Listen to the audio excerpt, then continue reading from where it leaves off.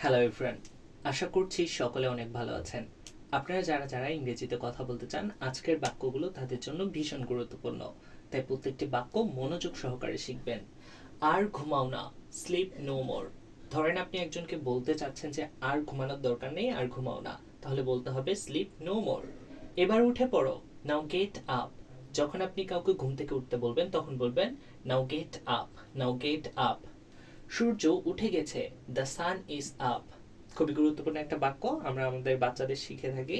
সূর্য উঠে গেছে তো বলবো দ্য সান ইজ আপ। বিছানা থেকে নামো, গেট ডাউন ফ্রম বেড। যখন আপনি কাউকে বিছানা থেকে নামতে বলবেন তখন বলবেন get down from bed, get down from bed. মুখ ধুয়ে নাও, ওয়াশ ইওর ফেস। এবার আপনি একজনকে মুখ ধুতে বলছেন, ঘুম থেকে ওঠার পরে স্বাভাবিকভাবে আপনি মুখ ধুতে বলবেন, তাহলে বলবেন ওয়াশ ইওর ফেস।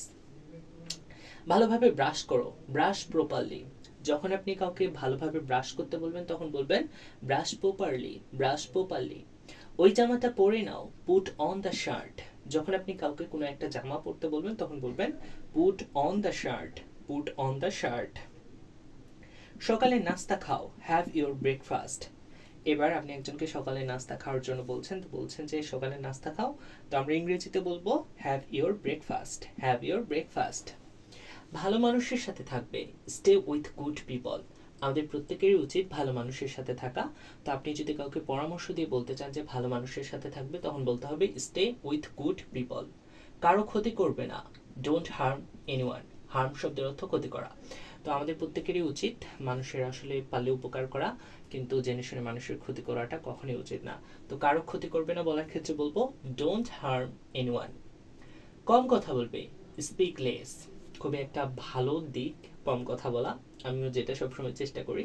তো কম কথা বলবে বলার ক্ষেত্রে বলবো স্পিক লেস। ভেবে উত্তর দিবে, থিঙ্ক বিফোর ইউ অ্যান্সার। এবার আপনি একজনকে কোনো একটা উত্তর দিতে বলছেন, তো আপনি বলছেন যে তুমি উত্তরটা কিন্তু ভেবে দিবে। তো ভেবে উত্তর দিবে বলার ক্ষেত্রে বলবো থিঙ্ক বিফোর ইউ অ্যান্সার। এটি একটি ভালো note, it is a good note.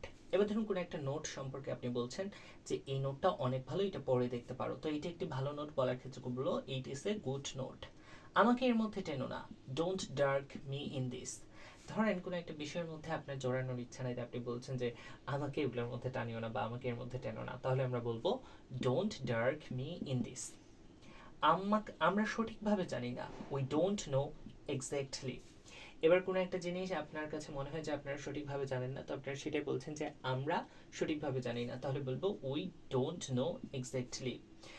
আজকের বাক্য কিন্তু এগুলোই ছিল, আমি এতক্ষণ আপনাদেরকে এগুলো শেখানোর চেষ্টা করলাম। আপনাদের যদি শেখা হয়ে থাকে তাহলে অবশ্যই একটা ডান লিখে কমেন্ট করবেন। আর আমার পেজ থেকে দেখলে ফলো করবেন, আমার চ্যানেল থেকে দেখলে সাবস্ক্রাইব করবেন, পরবর্তী ক্লাসের জন্য ওয়েট করবেন। লাইক করবেন, কমেন্ট করবেন, শেয়ার করবেন। সবাই ভালো থাকবেন, সুস্থ থাকবেন, আল্লাহ হাফেজ।